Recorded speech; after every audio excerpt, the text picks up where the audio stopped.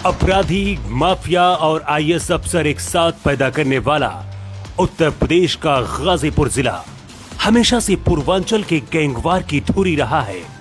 मुख्तार अंसारी ये वो नाम है जिसे कोई बाहुबली कहता है तो कोई माफिया और कुछ लोग इसे अपना मसीहा मानते हैं।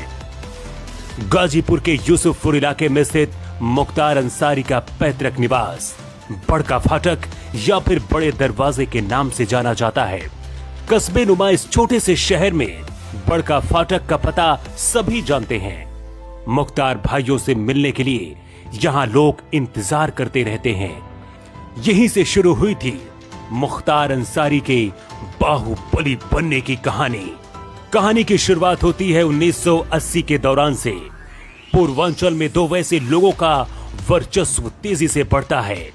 इन दोनों गैंग के बीच आए दिन गैंगवार जैसी घटना देखने को मिलती हैं और पूर्वांचल के अखबार के पन्ने इन्हीं की खबरों से भरे पड़े रहते हैं। इन दोनों में से एक का नाम था ब्रजेश सिंह और दूसरे का नाम मुख्तार अंसारी था। 1980 के दशक में शुरू हुए वर्चस्व की ये लड़ाई आज भी दोनों बाहुबलियों के बीच जारी है।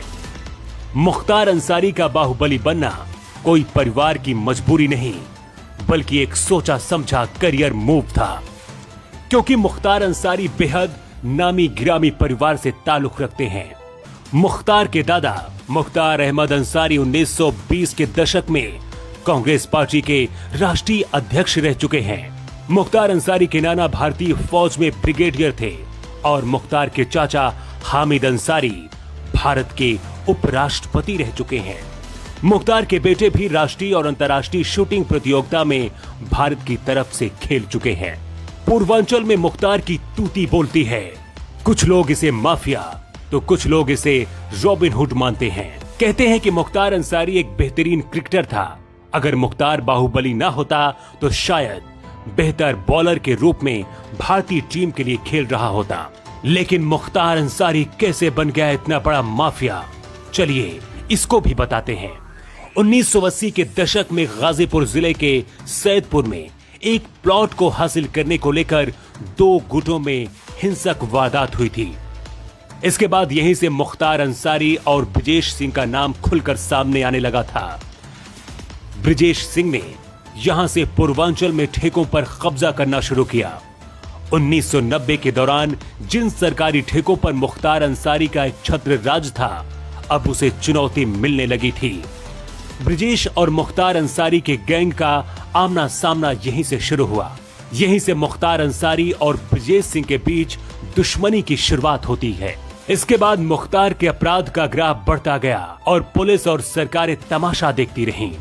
सपा मुखिया मुलायम सिंह यादव का समर्थन मिला, जिसके बाद मुख्तार अंसारी और भी ताकतवर हो गया। लेकिन साल 2005 में मऊ दंगों में नाम आने के बाद मुख्तार अंसारी ने गाजीपुर पुलिस के सामने आत्मसमर्पण किया था। इसके बाद से ही यह माफिया जेल में बंद है। जेल में बंद होने के दौरान ही इसने अपनी पार्टी कौमी एकता दल का गठन किया और जेल में रहते हुए ही विधायकी का चुनाव भी जीत लिया। आज अगर समाजवादी पार्टी दो भागों में बटी हुई है, इसका मुख्य कारण मुख्तार अंसारी ही है, क्योंकि शिवपाल सिंह यादव मुख्तार अंसारी को सपा में लाना चाहते थे, लेकिन अखिलेश यादव इसके खिलाफ थे। यही कारण बना सपा के अंदर टकराव का और पार्टी का विभाजन हो गया और यादव परिवार उत्तर प्रदेश में बिखर गया। भारत का यह इकलौता ऐसा अपराधी है जिसके चाचा देश के उपराष्ट्रपति रह चुके हैं। सही सुना आपने, पूर्व उपराष्ट्रपति हामिद अंसारी मुख्तार के चाचा हैं। इसके अलावा इसके पिता राजनेता रह चुके हैं और यही वजह बनी कि मुख्तार अंसारी हत्या, किडनैपिंग जैसे अपराधों के बाद बचता रहा।